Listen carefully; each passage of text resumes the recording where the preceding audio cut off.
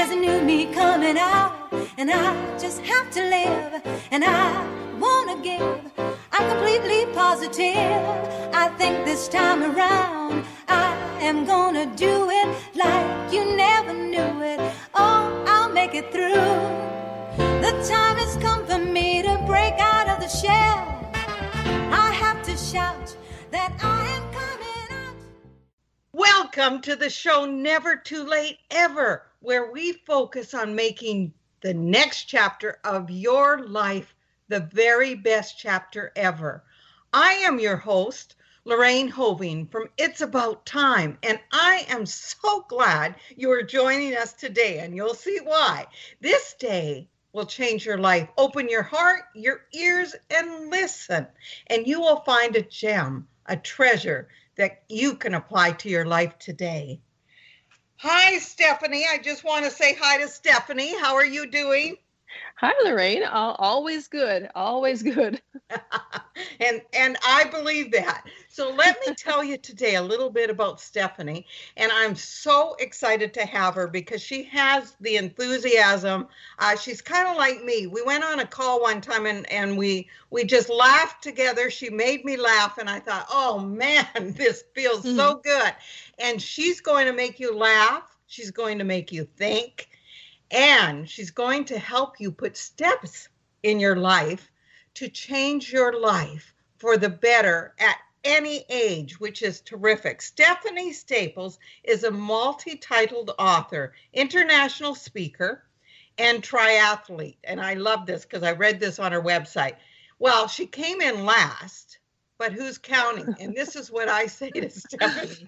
You did more than 99% of the population. You ran a triathlete and you completed it. Nobody's ever asked what position I came in. So yeah. I love that you put it right out there. With eclectic qualifications that combine learnings from her background in healthcare, journalism, fitness, and communication, Stephanie has some unique insights and tools to share in her area of expertise. Pre-COVID, Stephanie Staples keynoted from the Mayo Clinic to the Middle East, delivering idea-packed programs proven to increase feelings of hope, happiness, empowerment. And that's how we want to start the year out. Hope, happiness, and empowerment, and the ability to apply actionable, positive changes for participants. These days, she is on Zoom, like right now, but still manages to have fun and make a positive difference for organizations and people. Welcome, Stephanie. oh my gosh, you know what I hear? You know what I hear when I hear people read that kind of? I just go like blah blah blah blah blah. Yeah, but you know I love the words that you put in there: hope, happiness, and empowerment. And I would love the readers because the listeners are listening to this in January, and that is powerful for the year. So tell us a little bit about Stephanie Staples. And this I will have to tell you, she is probably located 10 minutes from my house. I'm not sure.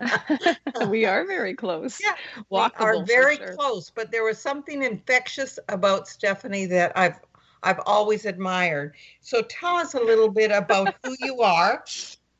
Before we get started. I think nowadays infectious is not a good word. See, you're already making me laugh. You're right, it is. Well, you know what, Lorraine, this made me think too, because I thought, oh my gosh, like the word positive has always been such a positive word, and all of a sudden now positive is like a negative word. I know. And I was about to change. I was going to change that word to contagious, and then I thought, no, that's the same thing. Anyways, I think you're right. I mean, there is something there's nothing magical about January 1st that makes, the whole world seem better. However, we are conditioned, I think, that it is a cue. It is, there is an opportunity for a reset. There's an opportunity to think about things a little bit differently. And, some people run away from setting goals and resolutions and all that kind of stuff. And that's completely fine. But at the same time, I just can't help but think January just feels like a bit of a reset. And gosh, we all need a little bit more, hope, happiness, and empowerment right now, if it more than ever before, I think. Yes, yes. I believe so too. And that's what I think. There's nothing magical about January or any certain day or certain time. The magic is within us. But I think too that it helps us do a reset, and then also refreshes. Okay, the year is gone. Yeah. And it's kind of a blank canvas for us to begin painting on for the new year. So because you are a motivational speaker, tell me what that means to you. Did you always want to be able to speak? Were you kind of dramatic as a child? I want to know.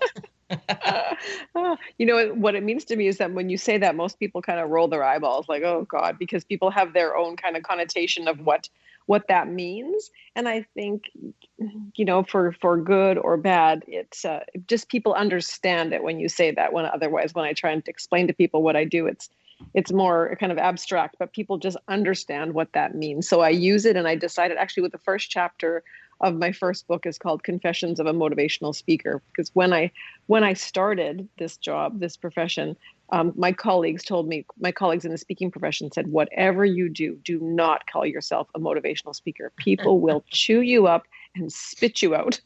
And I was like, okay, I am not a motivational speaker. I am not.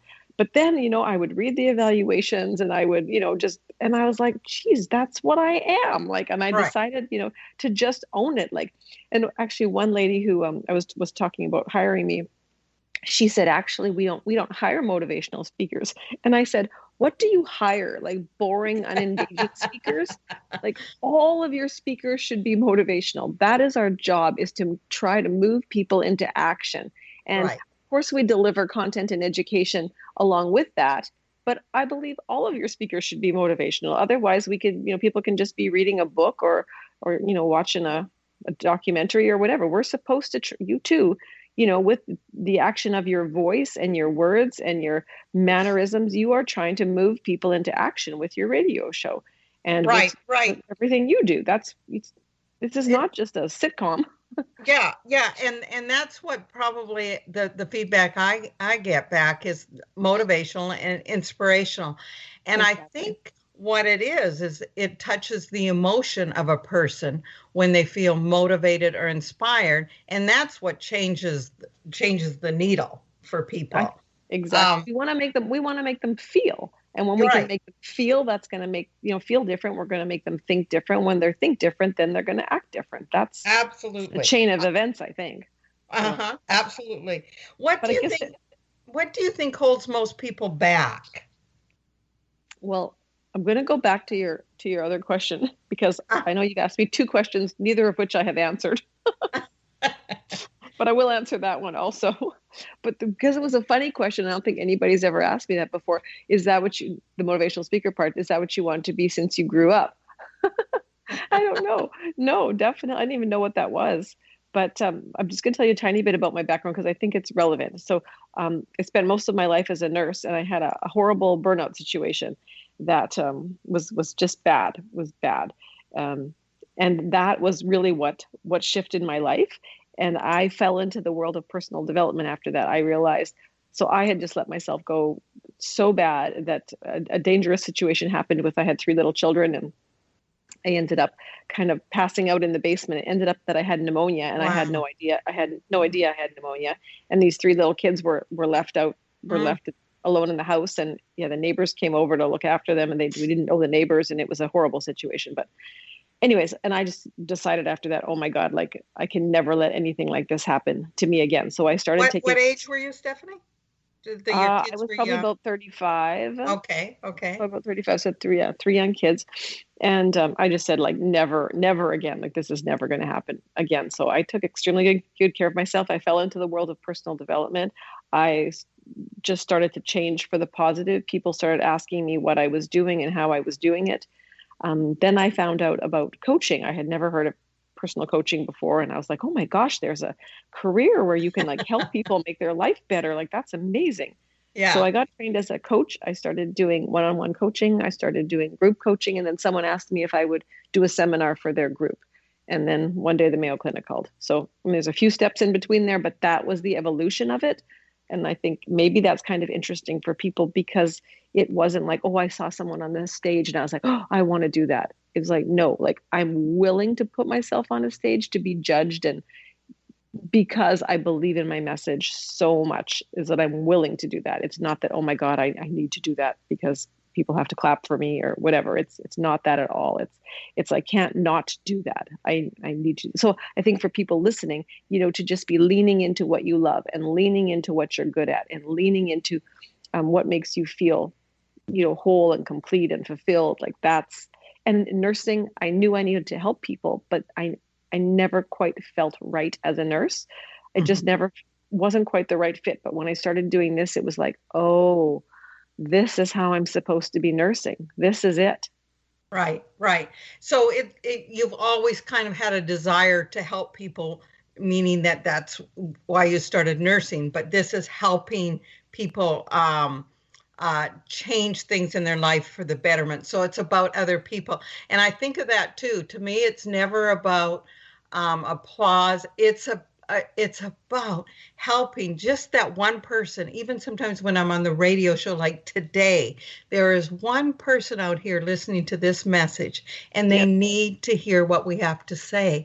They need to know that their voice counts, just like we learned that our voices counted. Is exactly. that? And sometimes there's one person out there, and sometimes I'm the one person. Sometimes you're the one person. We don't know, right? If Right. sometimes we hear from that one person, and most times we don't hear from that one Right. person. So I think just having the belief that what you do matters, whatever it is, however you serve. Right. Sometimes you'll find out, and sometimes you won't. So we have to just that knowing in your body is a really good feeling. Yeah, that's a beautiful way to put it, because you don't always know, and that's not what matters. It's the belief inside of you that knows that you matter, and somebody out there, you matter, your voice counts, whether your children are telling you or not, you count. Yeah. Absolutely. And that ripple effect, how what you do and people are watching you, and how you're showing up in the world, and everything counts. Everything counts. Absolutely. Now, if you could only tell people one thing, just one thing today, what is on your heart today to tell them on this December day, this rainy September dark day? What is on your heart to tell people today?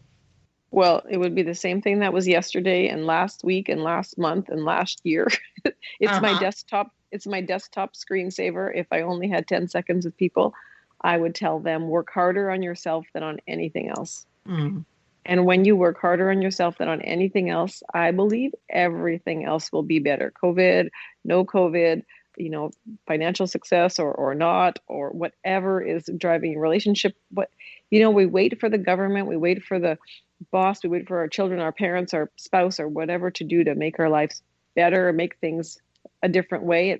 It's work harder on yourself than on anything else, and everything else will be better. That is my core belief. Now, I love that, but I want you to explain to the audience, what do you mean by work harder on yourself? Because we're already hard on ourselves, Stephanie.